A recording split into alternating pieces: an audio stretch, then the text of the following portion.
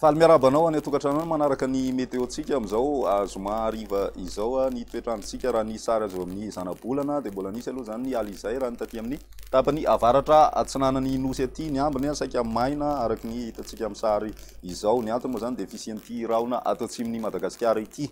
Mbola itoy zay ho an'ny andro rapiso ny telo andro dia mbola itoy ihany koa zay vokatray dia hiakatra aloha ny maripana amin'ny ankapobeny saika manerana ny nosy. Ny maraina ny mety ahitana andehanjavona ny faritra sasany indrindra ho any aty amin'ny ampovoantany sy ireo faritra avo. Ny any an-dranomasina kosa indray isy ny alin-drano avy any atsimo atsinana raha ny aty amin'ny morontsiraka avaratra atsinana nosy aty koa iangaviana ny mpiandrika mba hitandrina manoloana izay.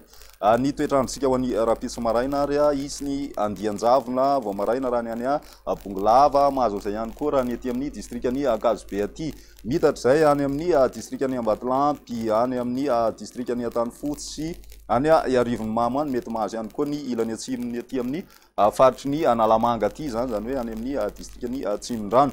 Ny ambiny kosa indray maina ny andro amin'ny ankapobeny raha amin'ny rapiso maraina fa ny ampitsolakandro isy ny oran-tarivo-drahona raha ny aty amin'ny distrikany Miandrovazo sy ireo manodididina azy eo zany. Mahazo an'izay ihany koa ny ilany andrefany Vakinankaratra, mahazo an'izay oran-tarivo-drahona izay ihany koa ny any atsimo atsinanana, torak'izay ihany koa ny morontsiraky ny nosy any zany fa maina ny andro amin'ny ankapobeny ny faritra sisa.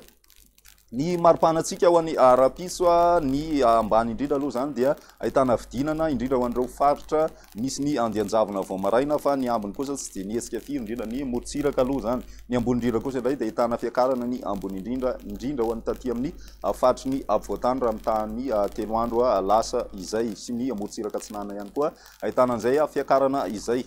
Izay indray ny météo-tsika tamin'ity andro androany ity, manasa anao hatrany anaraka izany veloma toa.